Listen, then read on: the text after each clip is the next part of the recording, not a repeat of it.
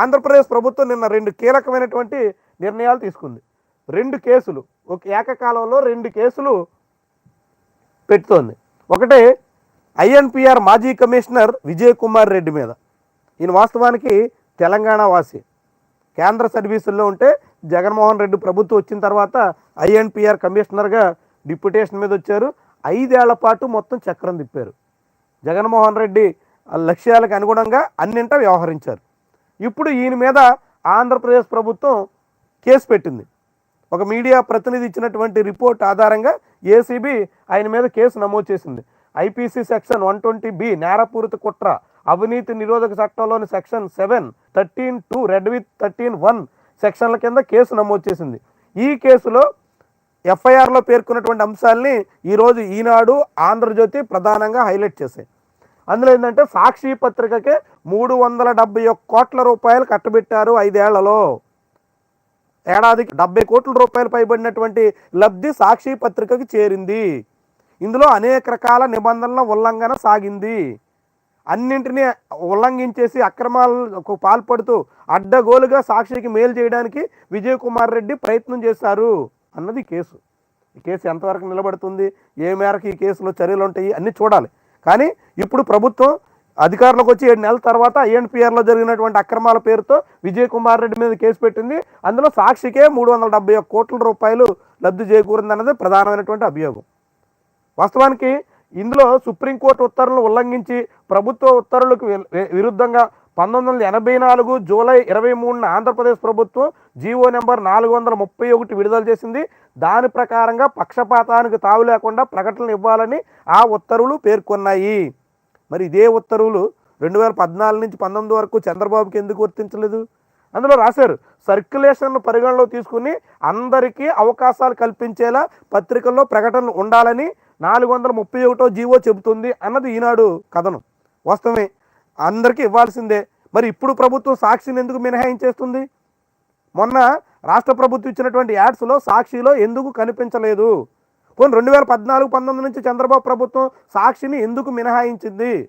Circulation ప్రకారంగా చూస్తే ఆంధ్రప్రదేశ్లో నెంబర్ 2లో ఉన్నటువంటి సాక్షిని అప్పుడు ఎందుకు చంద్రబాబు మినహాయించారు? ఆ తర్వాత జగన్మోహన్ రెడ్డి వచ్చిన తర్వాత ఆంధ్రజ్యోతిని పూర్తిగా పక్కన పెట్టేశారు. చంద్రబాబు చూపినటువంటి బాటలోనే జగన్మోహన్ రెడ్డి వెళ్ళారు. ఇప్పుడు జగన్మోహన్ రెడ్డి అనుసరించిన పందానే చంద్రబాబు పాటిస్తున్నారు. వాళ్ళిద్దరూ ఒకరికొకరు తీసిపోరు. జీవో ఉన్నప్పటికీ కూడా ఇప్పుడు ఆ జీవోని కోట్ చేస్తూ ఈనాడు రాసింది. వాస్తవానికి ఈనాడుకైతే పత్రికల్లో యాడ్స్ ఇచ్చారు. ఓ దశలో జగన్మోహన్ రెడ్డి యాడ్స్, జగన్మోహన్ రెడ్డి ప్రభుత్వ యాడ్స్ని మేము ప్రచురించమని ఈనాడు తిరస్కరించింది. దాంతో ఈనాడులో ఆంధ్రప్రదేశ్ ప్రభుత్వ ప్రకటనలు రాలేదు. ఇప్పుడు మళ్ళీ చంద్రబాబు ప్రభుత్వం వచ్చిన తర్వాత ఈనాడులో ఆంధ్రప్రదేశ్ ప్రభుత్వ ప్రకటనలు కనబడుతున్నాయి. అయితే ఈనాడు సంబంధించిన బకాయిల విడుదల విషయంలో చాలా జాప్యం చేశారు. కేవలం సాక్షికి సంబంధించిన మాత్రమే బకాయిలు ఎప్పటికప్పుడు ఇస్తూ ఈనాడిని వేధించారు అన్నది ఈనాడు పత్రిక రాసినటువంటి ఈరోజు అభియోగం. దీంతోపాటు ఇంకా చాలా ఆసక్తికరమైనటువంటి విషయాల్ని ఆంధ్రజ్యోతి పత్రిక రాసిందండి. చూడండి, 2019-20 మధ్య వివిధ తేదీల్లో 142 మందిని వివిధ పోస్టులకు పంపించి వారి పేర్లు, హోదాలతో అపాయింట్మెంట్ లెటర్లు రప్పించారు. 142 మంది. వీళ్ళంతా ఎవరంటే సాక్షి పత్రికలో జగన్మోహన్ రెడ్డికి అనుకూలంగా చాలా కాలంగా పనిచేస్తున్నటువంటి వాళ్ళందరినీ ఐఎన్పిఆర్ ఉద్యోగులుగా మార్చేశారు.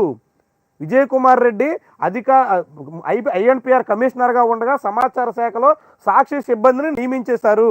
వాళ్ళు కాకుండా మళ్ళీ మరో 113 మంది వైసీపీ సోషల్ మీడియా కార్యకర్తలను, సాక్షి సిబ్బందిని అక్రమంగా content developer, social media అనలిస్టులు, digital campaigners లాంటి పోస్టుల్లో ఆంధ్రప్రదేశ్ అవుట్సోర్సింగ్ కార్పొరేషన్ ద్వారా నియమించేశారు. వాళ్ళకి ఎటువంటి అర్హత లేకపోయినా వాళ్ళకి సంబంధించినటువంటి రెజ్యూములు కూడా, వాళ్ళు దరఖాస్తులు కూడా చేయకుండానే వాళ్ళకి నియామక పత్రాలు ఇచ్చేశారు. ఇదేచ్ఛగా ఇష్టారాజ్యంగా ఐఎన్పిఆర్ కమిషనర్ హోదాలో విజయ్ కుమార్ రెడ్డి వ్యవహరించారు అని ఎఫ్ఐఆర్లో పేర్కొన్నారు. దీంతో కాదు, మొత్తం 2019-24 మధ్య ఎలక్ట్రానిక్ మీడియాకు మొత్తం 26,718 కోట్ల ప్రకటనలు ఇవ్వగా ఇందులో సాక్షి, టీవీ9, ఎన్టీవీకే 16 కోట్ల రూపాయలు చెల్లించారు. కేవలం 3 ఛానళ్ళకు మాత్రమే. ఏబిఎన్, ఆంధ్రజ్యోతి, టీవీ5 లాంటి వాళ్ళకి అసలు ప్రకటనలే ఇవ్వలేదు. ఏబిఎన్కి ఆంధ్రజ్యోతి పేపర్కి ఇవ్వలేదు, టీవీకి ఇవ్వలేదు. టీవీలో మళ్ళీ సాక్షి టీవీ, టీవీ9, ఎన్టీవీ 3 ఛానళ్ళకు మాత్రమే మొత్తం ఇచ్చినటువంటి 26 కోట్లలో 16 కోట్లు 3 ఛానళ్ళకే ఇచ్చారు. అంటే మిగతా 10 కోట్లు మాత్రమే ఇతర ఛానళ్ళన్నిటికీ సర్దుబాటు చేశారు. ఇక మిగతా పత్రికల్లో విషయంలో కూడా ఇదే రీతిలో వ్యవహరించారు. పత్రికల్లో దాదాపుగా మొత్తం ప్రకటనలో 859 కోట్ల రూపాయలు ఖర్చు చేశారు. ప్రకటనలకు చూడండి, 859 కోట్ల రూపాయలు 5 ఏళ్లలో ఒక ప్రభుత్వం. ఏడాదికి ఎంతో లెక్కేయండి, ఎంత మొత్తం ఇచ్చేస్తున్నారు చూడండి. కేవలం ప్రచారానికి 859 కోట్ల రూపాయల ప్రకటనలు పత్రికలకు ఇవ్వగా, అందులో సాక్షికే 371 కోట్ల రూపాయలు, అంటే 43% ఒక పత్రికకే అందించారు. అంటే జగన్మోహన్ రెడ్డి పత్రికకి మేలు చేసేలా విజయ్ కుమార్ రెడ్డి ఏ రీతిలో వ్యవహరించారో ఈ లెక్కలు చెప్తున్నాయి.